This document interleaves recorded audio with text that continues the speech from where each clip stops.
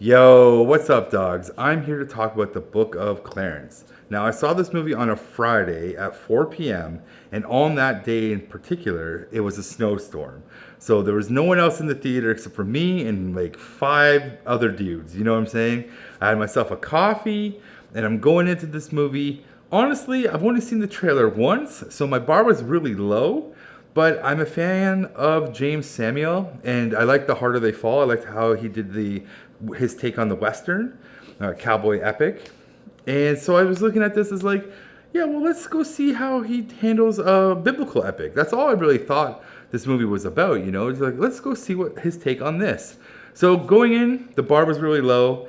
And I have to say, before I get into the good, the bad, and the nitpicks, and the silly, and all that stuff, I have to say that at the end, when I was leaving the theater, I was like, this movie was okay.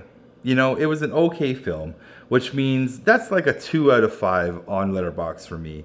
So that's kind of where I was at with it. You know what I'm saying? So let's get into the good, the bad, the nitpick, and the silly. But first, let me just tell you quickly about the story. So here's the spoiler warning right here. Now let's go and talk about the story real quick. Now, the story takes place in Jerusalem, 33 AD, and it's about a character named Clarence. Now, Clarence is a street hustler, and he owes, I forget the guy's name, money. And in order for him to pay back his debts, he becomes a hustler in a sense of copying Jesus's miracles to make money so he could pay his debts back. Yes, that is the story in a nutshell. The end. Now, let's get into the good, the bad, the nitpick, and the silly. Overall, starting with the good, I enjoyed the concept of this movie and what they put out there, because I like this idea of the Jesus biblical story is going on sort of in the background, right? Like he is a character in this movie. You do see him, and his work and what he's doing is happening and shaping the world around Clarence. But I like that Clarence is on like the foreground doing his thing, mimicking Jesus for his own needs and benefits, where it's a contrast to the work of Jesus, right? This holy man doing the work of God for the good of the people, whereas Clarence, who's not a man of faith, is doing the work for himself and his friends so they can be prosperous and really live. They don't want to get killed by the person that they owe debt to. And I just like that story. Like that itself was fine and enjoyable, and I was on board the whole time. I'm like, this is cool. This is a good idea. The next thing I liked is the character Clarence himself, played by LaKeith Stanfield, who I enjoy as an actor. I thought Clarence was actually pretty cool. He is an interesting character. He goes through trials and tribulations. He's smart. He's trying to think about how he's going to get out of this predicament. And when he comes up with the idea of being the new Messiah, it's hilarious, right? You're kind of just like, that's funny. That's a funny take on this story in a sense. And I enjoyed him. I just enjoyed watching him play Clarence. And I liked watching the trials and tribulations that we follow with this character, as well as his grip on faith and how he is a person of no faith when he starts the movie. But as the movie goes on, he starts to get faithful in God, and it's interesting to see his character development. And I liked it. Like it kept me engaged amongst the bad, because I still was really engaged in Clarence himself and what he was doing. You know what I'm saying? And that's a good thing. And I would also say the next good thing in this movie that I liked there's layers in here, okay? It's not just a biblical story, but there's like political stuff in there. There's some culture satire in here as well. There's layers to this movie that you can come out of this movie thinking of other things. it is a movie that will make you think a little bit, not a lot, because I think sometimes the bad and the nitpicks will take you out of this movie a little bit, and that's a detriment to the film. However, if you're in it for the long haul, there is some really good things out of this movie that you can take away with and think about and process and go, what is this movie all about? What is this movie trying to tell me? Especially if you watch American Fiction like I did before you see this movie, you're going to think about this movie a little differently. It's good. It's a good thought-provoking film. So the next thing I liked in this movie was Jesus, who is played by Nicholas Pinnock. And I just thought they portrayed Jesus kind of cool. And maybe this might be controversy because this Jesus is black. Sure. I had no problems with it. I guess I should mention too that like I am not like a Christian or a Catholic. I do have a faith. My faith is probably way, way different than most people's. But, you know, I do believe in some things, but not all the things. But I thought the depiction of Jesus in this movie was cool.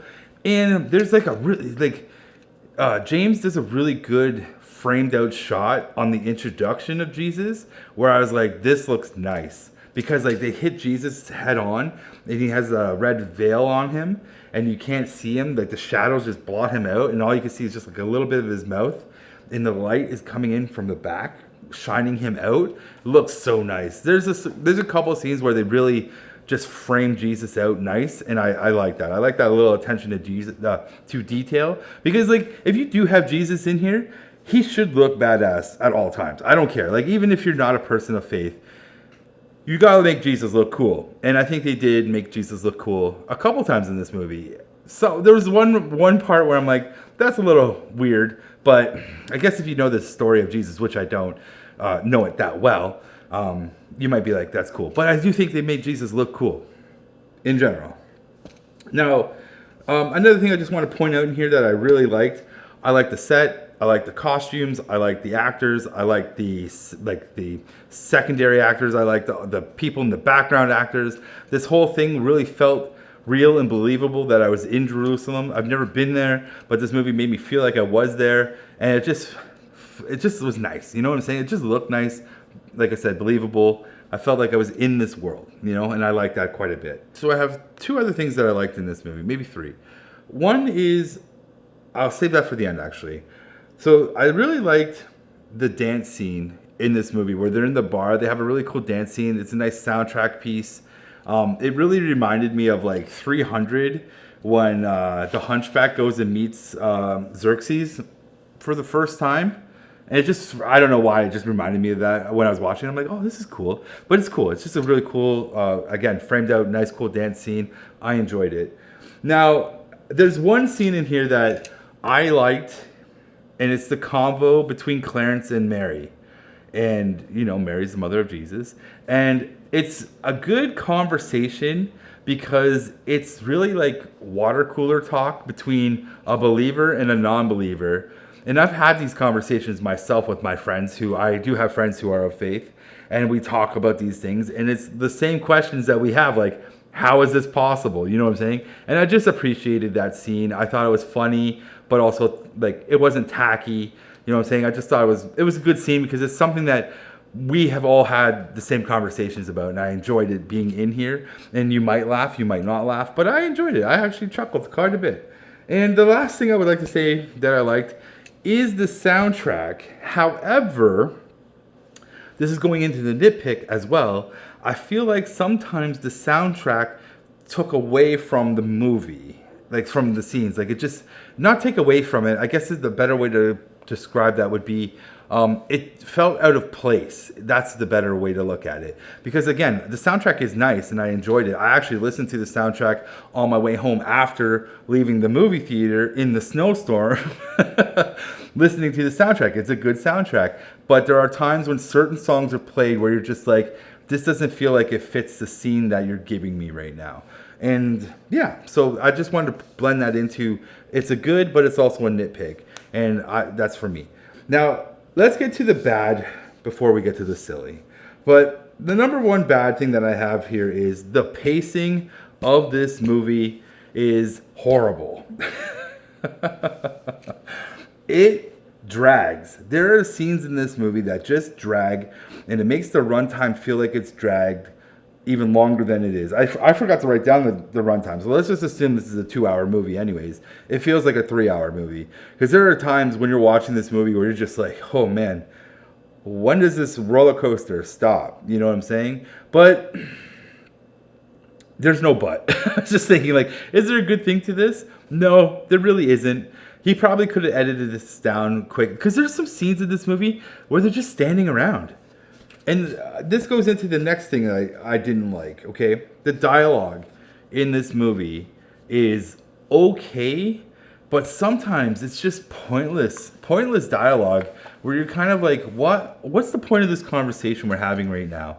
And also on top of the dialogue with the pacing, there's these horrible quips and one-liners that happen at the end of some of these scenes or some of these dialogue parts that are just so not out of pocket, but out of place.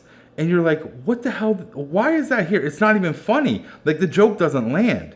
And that's another problem in the bad, is some of these jokes just don't land. You know what I'm saying? And you're like, well, that was an attempt. Is there something better in the editing room? Like a better version of this quip? So the quips don't land. The jokes are ho-hum. And that's part of the bad. And then another thing I would like to add in here is the tone of this movie, which goes back to the jokes of this movie and the drama of this movie too. Because this movie doesn't really know what it wants to be. Are you a biblical epic movie? So then we're going to be heavier on the drama side, which it gives us that. Once you get to the third act, it's so drama. You're like, what? So it's a very weird, broke down movie. Because the first act is comedy. The second act, I would say, is like comedy drama. And then the third act is drama. You know what I'm saying? It's weird how he broke up the books like that. But you know what? Because the movie is actually broken up into 3 books, you get boom, boom, boom. And then they have graphics for it and everything of that sort. Maybe instead of looking at it as the whole movie's entire tone should be one thing, maybe I should think about each book as its own tone. You know what? I'm going to scratch that maybe from the bad and put that down under interesting. Because that would make a little bit more sense if you treat the book as its own beginning, middle, and end. Which I'm just thinking about this now. So let's put a pause on the tone for a minute here. I'll probably have to watch this movie again because there could be 3 tone shifts within the book itself. Each book, sorry. That makes a little bit more sense. But if you're not thinking about it that way, the tone's all over the place and it's a hot mess. One other little thing. This is a nitpick because it takes place in Jerusalem AD 33. Now, I might be in the wrong here because I thought BC stood for before Christ, and AD stands for after the death of Christ, so AD.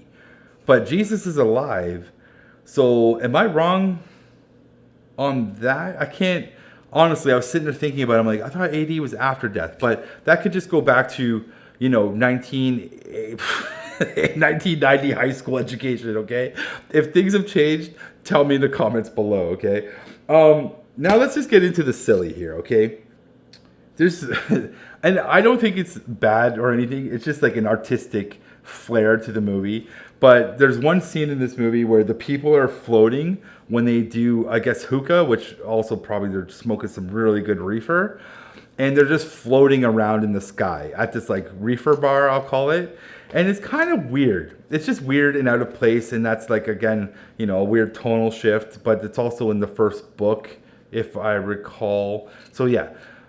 That's where the comedic side of things is. And then the other silly part, but I kind of liked it. But like silly doesn't mean bad or good. It's just like, they're just little things, When Clarence has the idea to become the Messiah, he has a big light bulb that goes above his head and he picks it up. Like he takes the light bulb from the sky and brings it down in front of him and like looks at it at the aha moment.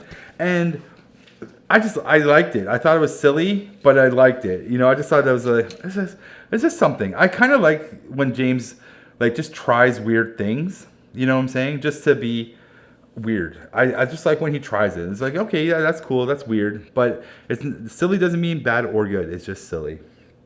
And the final silly thing is Benedict Cumberbatch as Benjamin, who is, again, this could be blasphemous or people could hate this, where he is technically the white Jesus, but he's more like Buddy Jesus from the Kevin Smith movies, right? And that's what he really reminded me of, was the Dogma Jesus with the thumbs up Jesus. That's what he reminded me mostly of. And he's just funny. He's only in it for a little bit, and it's funny. There is a good joke at the end of this movie about Buddy Jesus there, where you're like, oh, okay. So it's just kind of it's a little on the nose. Some people might hate it, some people might not, whatever. But it was silly, and I thought the character Benjamin was silly. So that's the end of my review. Now, do I think you should go and see this movie? You know what? It depends on if you're in the mood for a biblical epic in January/February, because there's nothing else being played right now, right? So, and if you're going to make that decision, I would say go on the cheap night in your town. Mine's a Tuesday. I would definitely say cheap night it. Try and get a ticket for $6, whatever you can do. You know what I'm saying? That's probably the best way to go and see this movie. Do I think you're going to be disappointed when you see this movie? I don't think so. Do I think this is a movie that's blasphemous? Honestly, I'm the wrong person to ask about this when it comes to faith-based movies and stuff like that, right? Yeah. So that's up to you. That's your call. I was not offended, but I'm not the right person to. I don't think you'll be offended, honestly. If you look at the content of the story and what it's trying to do, I don't see how you could be offended by it. But I can also see why you'd be offended by it too. But, whatever. It is what it is. Now, will I ever own this movie and put it into my collection? That's a tough one. I probably will own it at some point in time, because I like this director's work, and I still hope they bring out The Harder They Fall to buy on physical media, but it's only on Netflix. So hopefully someday that comes out, because then I would like to have his collection of work. I hope he makes another movie. So this is a maybe. Maybe it'll be in my collection someday. Don't know when, but it probably will get in my collection someday. Aside from that, the next movie I plan on reviewing is The Beekeeper, and then I think it's called ISIS, ISS. And then that's it for me. I will be back in a bit. Whatever movies you guys are watching, I hope you're loving them and digging them. I'm out of here. Peace out, everyone, and bye.